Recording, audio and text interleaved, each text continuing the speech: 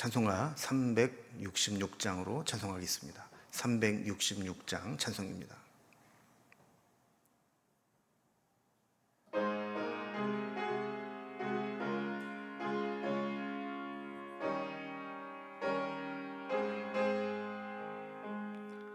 어두운 내 눈 밝히사 진리를 보게 하소서. 진리의 열쇠 내게 주사 참빛을 찾게 하소서. 깊으신 뜻을 알고자 엎드려 기다리오니 내 눈을 뜨게 하소서. 성령이여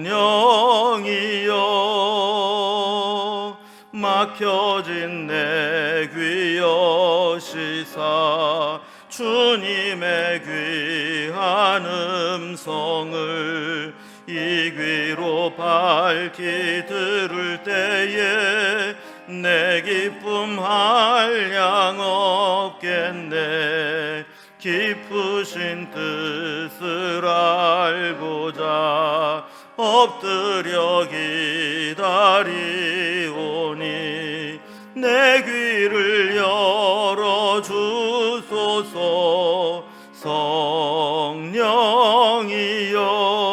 성령이여 봉해진 내 입 여시사 복음을 널리 전하고 차가운 내 맘 녹여주사 사랑을 하게 하소서. 깊으신 뜻을 알고자 엎드려 기다리오니 내 입을 열어주소서.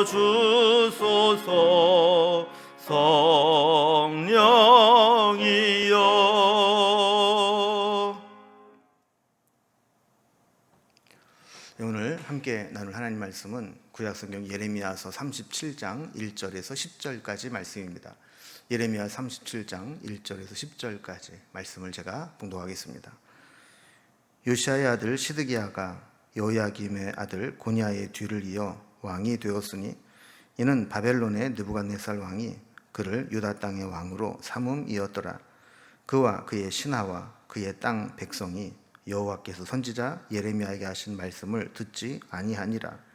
시드기야 왕이 셀레미야의 아들 여우갈과 마아세야의 아들 제사장 스바냐를 선지자 예레미야에게 보내 청하되 너는 우리를 위하여 우리 하나님 여호와께 기도하라 하였으니 그때에 예레미야가 갇히지 아니하였으므로 백성 가운데 출입하는 중이더라. 바로의 군대가 애굽에서 나오매 예루살렘을 에워쌌던 갈대아인이 그 소문을 듣고 예루살렘에서 떠났더라. 여호와의 말씀이 선지자 예레미야에게 임하여 이르시되 이스라엘 하나님 여호와께서 이와 같이 말씀하시니라. 너희를 보내어 내게 구하게 한 유다의 왕에게 아뢰라. 너희를 도우려고 나왔던 바로의 군대는 자기 땅 애굽으로 돌아가겠고 갈대아인이 다시 와서 이 성을 쳐서 빼앗아 불사르리라. 여호와께서 이와 같이 말씀하시니라. 너희는 스스로 속여 말하기를 갈대아인이 반드시 우리를 떠나리라 하지 말라. 그들이 떠나지 아니하리라. 가령 너희가 너희를 치는 갈대아인의 온 군대를 쳐서 그 중에 부상자만 남긴다 할지라도 그들이 각기 장막에서 일어나 이 성을 불사르리라. 아멘. 오늘 말씀의 이제 역사적 배경을 보면 이제 유다 왕국의 말기를 보게 됩니다. 유다 말기의 이 왕가는 아주 혼란스럽기 그지없습니다. 요시야가 죽은 후에 유다는 여호아하스를 왕으로 세웠습니다. 그런데 애굽이 이때를 틈타 쳐들어와서 이 여호아하스를 폐위시켜버리고 엘리야김을 왕으로 세우고 이름을 여호야김이라고 바꾸게 됩니다.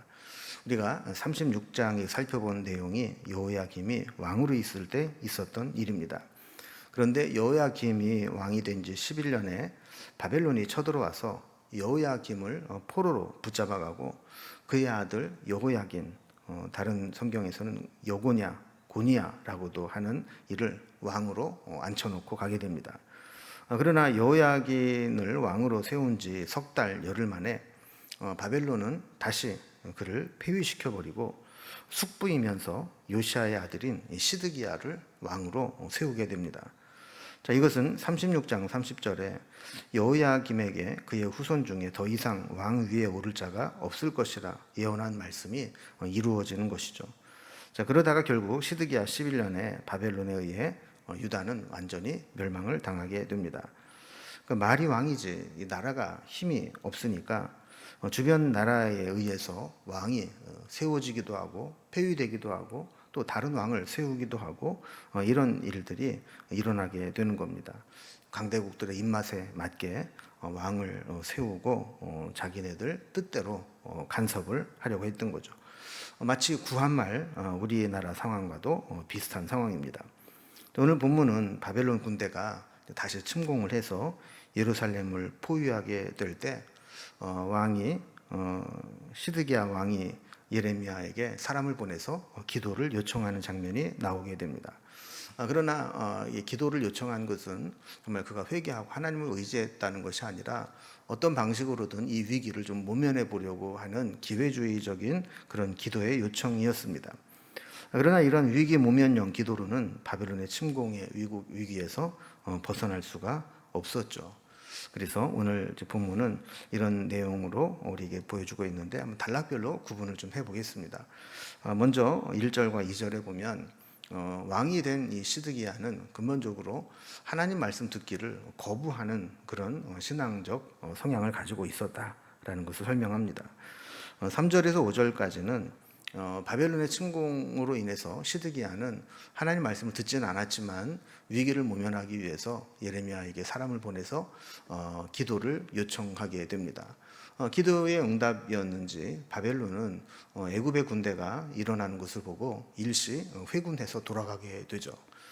그러나 세 번째 단락을 보면 바벨론이 완전히 떠나간 것이 아니라 바벨론 군대는 다시 돌아와서 예루살렘을 멸망시킬 것이라고 예고하고 있는 모습을 보게 됩니다. 진정한 회개가 아닌 한 하나님의 심판은 중단되지 않는 것이죠. 이제 단락별로 살펴봅니다. 먼저 첫 번째로 1절과 2절은 왕이 된 이 시드기야의 기본적 신앙적 노선을 설명합니다. 그는 하나님 말씀 듣기를 거부하는 자였다라는 겁니다. 아까 서두에 설명드린 것처럼 유다 말기의 왕조는 계속 왕이 바뀌고 주변 정세가 변하는 상황에 따라서 유다의 풍전등화의 위기는 계속 이어지게 됩니다. 표면적으로는 강대국들의 세력 다툼에 의해서 친 국가적인 그런 왕들을 세우게 되지만 성경은 유다가 그렇게 혼란스러운 상황을 맞이하게 된 것을 다른 원인에서 찾고 있습니다. 1절에 보면 요시아의 아들 시드기야가 여호야김의 아들 고냐의 뒤를 이어 왕이 되었으니 이는 바벨론의 느부갓네살 왕이 그를 유다 땅의 왕으로 삼음이었더라 그랬습니다. 그러니까 이제 시드기야가 왕이 되기는 되었는데 왕이 되는 과정이 정상적인 상황에서 정상적인 과정으로 이루어진 게 아니라는 거예요. 그러니까 바벨론 왕 느부갓네살이 쳐들어와서 그저 왕으로 세우는 꼭두각시, 엄밀히 말하면 자기의 총독부에 불과했던 그런 왕을 세워놓고 갔다라는 겁니다. 2절에 보면 그와 그의 신하와 그의 땅 백성이 여호와께 선지자 예레미야가 하신 말씀을 듣지 아니하니라 그랬습니다. 이들의 신앙적 노선은 하나님 말씀을 듣지 않는 그래서 유다의 배역과 불순종에 있었다라는 것이죠. 그러니까 나라가 이렇게 망하고 혼란스러워지는 근본적인 원인은 강대국들이 힘이 세서가 아니라 유다의 왕들, 유다 백성들이 하나님 말씀을 듣지 않는 불순종에 있었다라는 거예요. 특히 시드기야는 예레미야로부터 하나님의 심판의 말씀을 들었지만 그 말씀을 받아들이려고 하지 않았습니다. 오히려 그는 외교수를 발휘해서 애굽의 군대를 힘입어 바벨론을 물리쳐 보려고 애를 썼습니다. 말씀을 무시하고 자신의 힘으로 위기를 모면하려고 하는 것은 무모한 기대입니다. 하나님의 은혜와 회복을 경험하려면 하나님 말씀에 순종하고 하나님 말씀을 따라야 되는데 하나님 말씀은 듣지 않고 자기의 외교력으로 위기를 벗어나려고 했던 거죠.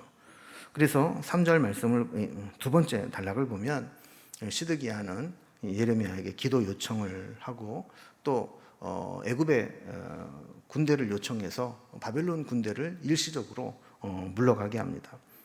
먼저 시드기야는 예레미야에게 사람을 보내서 기도를 부탁합니다. 3절에 보면 시드기야 왕이 셀레미야의 아들 여우갈과 마아세의 아들 제사장 스바냐를 선지자 예레미야에게로 보내 청하되 너는 우리를 위하여 우리 하나님 여호와께 기도하라 하였으니 그랬습니다. 이렇게 기도를 요청을 했습니다. 4절에 보면 이때 이 예레미야는 어디엔가 갇혀 있지 않아서 백성들 가운데 자유롭게 출입하고 있었던 중이다 이렇게 설명을 하죠.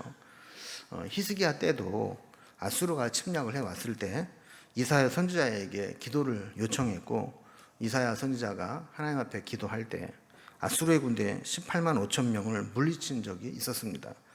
아마도 시드기야는 이때에 대한 기록을 보고 시드기야 그러니까 예레미야에게 기도를 부탁해서 이 바벨론의 군대를 막아보려고 했던 것 같습니다. 문제는 이것이 전쟁은 하나님께 속한 것임을 믿고 모든 것을 전적으로 하나님께 맡기는 또 믿음의 발로로 기도를 부탁하는 것이 아니라 일단 이 위기를 어떤 방식으로든 모면해 보고자 하는 식으로 할 수 있는 방법은 다 하겠다. 하나님께도 기도를 부탁해 보겠다. 이런 마음이었기 때문에 문제가 되는 거죠. 그래서 전체적으로 볼 때 이 시드기야의 이 기도의 부탁은 하나님에 대한 신앙적 동기라기보다는 일단 할 수 있는 모든 방법 중에 하나로 급한 대로 위기를 모면하고자 했던 것임을 보게 됩니다. 여러분, 우리의 기도도 이런 동기가 중요합니다. 내용도 중요하지만 어떤 동기로 기도하느냐 하는 게 중요하죠. 하나님께 모든 해결의 해답이 있고 하나님 뜻대로 우리가 살겠다 하는 것이 기도의 동기가 되어야지 일단 급한 불을 끄고 위기를 모면하겠다 하는 하나님을 이용하려고 하는 마음으로 기도해서는 안 되는 것이죠. 자, 5절에 보면 이렇게 한편으로는 기도를 요청하면서 한편으로는 시드기야가 국제정세를 어떻게 이용하고 있는가를 보게 됩니다. 바로의 군대가 애굽에서 나오매 예루살렘을 에워쌌던 갈대아인이 그 소문을 듣고 예루살렘에서 떠났더라 그랬습니다. 아까도 언급을 했던 것처럼 시드기야는 신흥 바벨론이라고 하는 새로운 제국의 힘을 오래된 강대국 애굽의 힘을 빌려서 물리치려고 했습니다. 그래서 이 바로의 군대, 애굽의 바로의 군대에게 원군을 요청한 것이죠. 그래서 이 바로의 군대가 애굽에서 출정을 하게 됩니다. 이 소식을 듣게 된 바벨론은 일단 애굽과 부딪히는 것이 부담스러워서 아직까지는 강대국 애굽을 붙을 상황이 아니다 이렇게 생각을 했던 것 같습니다. 그래서 잠시 포위와 압박을 풀고 예루살렘에서 한 발 물러서게 된 것을 보게 되죠. 사실 이때가 중요합니다. 바벨론의 퇴각은 온전한 퇴각이 아닙니다. 바벨론의 군대가 잠시 이런 포위를 풀고 자리를 떠난 것은 완전한 평화가 아닙니다. 저들은 애굽의 군대가 떠나가면 반드시 다시 쳐들어올 것이고 그래서 이렇게 잠시 동안 바벨론의 군대가 떠나면서 이 평화의 시기가 올 때 이때가 정말 중요한 것이죠. 이때가 하나님 앞에 회개하고 돌아와서 믿음으로 재정비할 수 있는 시간을 버는 아주 중요한 기회가 되는 겁니다. 일시적인 형통은 교만과 오판의 원인이 될 수 있습니다. 그래서 그 일시적인 평화의 시간을 하나님께로 돌이키지 못하게 되면 그들은 더 기고만장해지고 더 교만해지고 상황을 오판하게 되는 거죠. 내가 외교를 잘해서 애굽의 군대가 그래도 역시 힘이 있구나 이렇게 하면서 하나님을 찾지 않게 되는 거죠. 이렇게 되면 결국에는 더 큰 심판의 원인이 되곤 합니다.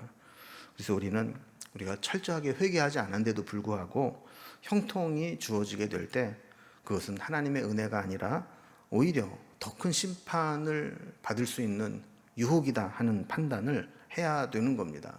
그러나 시드기야는 그렇게 하지 못했습니다. 그래서 자기의 외교술의 승리로 생각을 하고 더 교만해졌던 것이죠. 여기에 대해서 세 번째 단락을 보면 하나님은 예레미야를 통해서 바벨론의 군대는 지금 일시적으로 포위와 압박을 풀고 한 발 물러섰지만 반드시 다시 돌아와서 예루살렘을 완전히 멸망시킬 것이다. 이렇게 예고하시는 것을 보게 됩니다. 바벨론 군대가 잠시 돌아갔다고 해서 안심하거나 또 애굽을 의지해서는 안 됩니다. 하나님을 바라보고 하나님을 붙잡아야 되는 거죠. 6절 말씀에 보면 다시 하나님의 말씀이 예레미야에게 임하게 됩니다. 7절 중간부터 8절에 보면 하나님 말씀이 나오게 됩니다. 너희를 도우려고 나왔던 바로의 군대는 자기 땅 애굽으로 돌아가겠고 갈대아인이 다시 와서 이 성을 쳐서 빼앗아 불사르리라 그랬습니다. 애굽의 군대는 영원히 그들을 지켜주지 않습니다.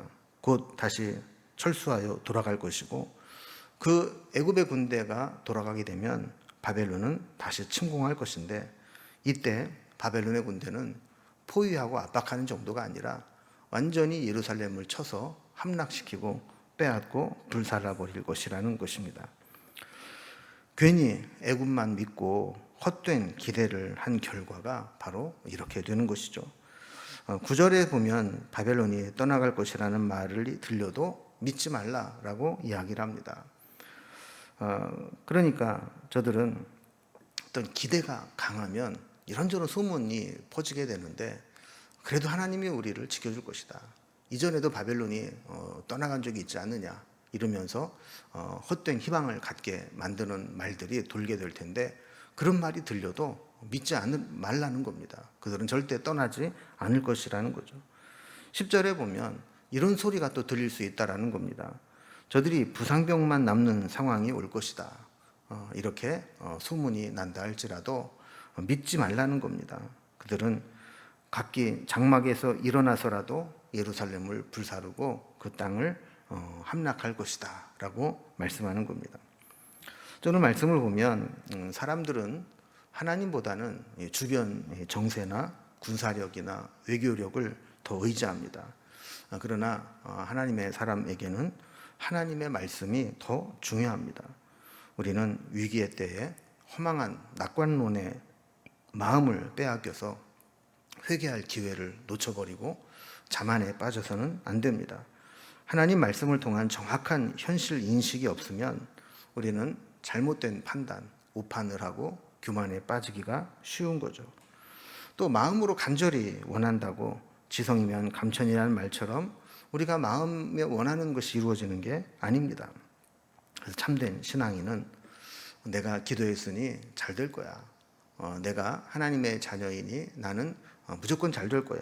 이런 막연한 낙관론에 빠져서는 안 됩니다. 내가 지금 하나님의 뜻대로 살고 있는지, 하나님의 말씀대로 순종하고 있는지, 하나님의 뜻이 나에게 어떻게 이루어지고 있는지를 늘 분별해야 하는 것이죠.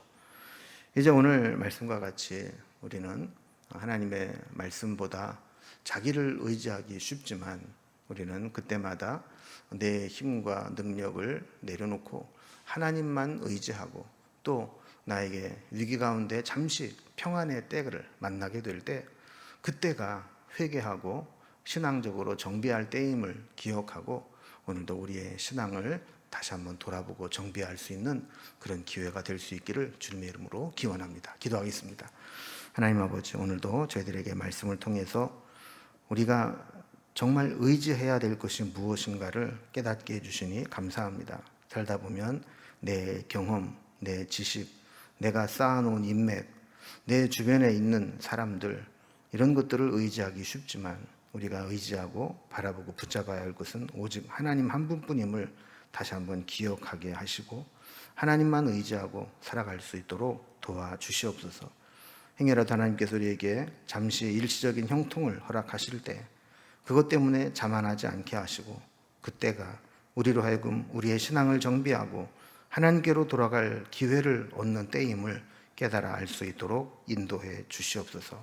오늘도 믿음으로 하나님만 바라보며 살아가기를 소망하며 예수님의 이름으로 기도드리옵나이다. 아멘. 각자 기도 제목들로 자유롭게 기도하시겠습니다.